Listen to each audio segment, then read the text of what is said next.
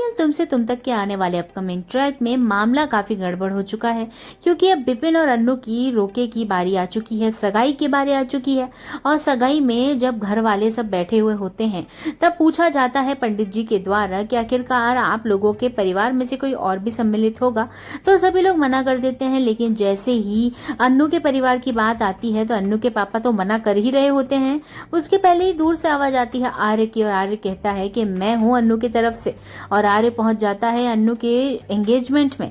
अन्नू काफी ज्यादा दुखी हो रही होती है कि वो जिसके साथ एंगेजमेंट करना चाहती थी वो तो उसका मेहमान बन के आ गया है, उसके घर की तरफ से बाराती बन के आ गया है।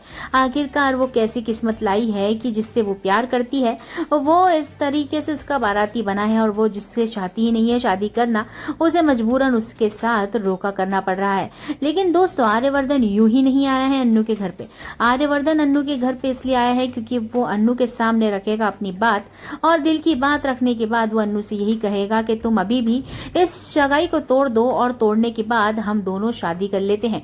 मैं तुम्हारे मम्मी पापा को इस बात के लिए रेडी कर लूंगा। लेकिन अन्नू अब बैकस्टेप करने में डर रही है विपिन से शादी करने में। उसे ऐसा लगता है कि उसके पापा की फाइनेंशियल स्टेटस विपिन से शादी करने के बाद अच्छी हो जाएगी, और उसकी मम्मी जो इतनी खुश है उनको दुखी करने का उसका कोई इरादा नहीं है। लेकिन अब अपने दिल से मजबूर आर्यवर्धन की बात मान ही लेती है अन्नू, और फाइनली आर्यवर्धन और अन्नू दोनों ही फैसला लेते हैं इस एंगेजमेंट को रोकने का। और रोकने के बाद होगा बड़ा हंगामा, काफी हाई वोल्टेज ड्रामा आप सभी को एंजॉय करने को मिलेगा, जहाँ पे ड्रामे में बहुत चिल्ला चौट, बहुत बेइज्जती और कहीं ना कहीं किसी की तबीयत खराब भी दिखाई जाएगी।